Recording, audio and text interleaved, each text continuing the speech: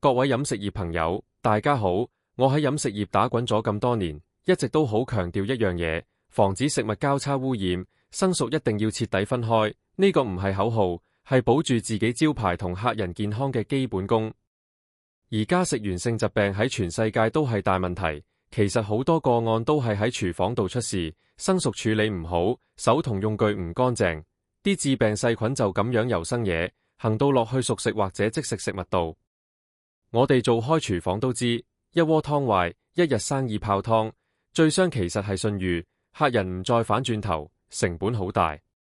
食物安全中心跟世衛嘅建議，成日提食物安全5要點，精明選擇，保持清潔，生熟分開，徹底煮熟，同埋安全溫度，其實全部都關我哋日常操作事。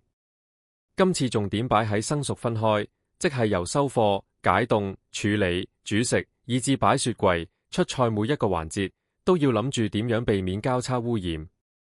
講實際啲，喺鋪頭我一定要求生熟食材分開雪，生肉、生海鮮、菜同熟食唔可以夾埋一格，雪櫃要有清晰標籤同指定位置，處理生嘢、熟嘢要用專用砧板同刀具，顏色分明，唔可以講方便就借嚟用一陣。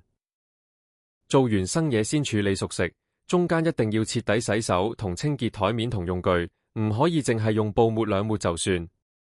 我哋前線管理層最重要係建立到團隊個習慣。新入行嘅要教，做耐咗嘅都要時時提，唔好靠經驗估，要有清楚程序，貼喺廚房嘅指引同定期巡查。只要堅持生熟分開，做好個人同環境衛生，其實已經可以大大減低食源性疾病風險，亦都係對客人、對自己品牌最基本嘅交代。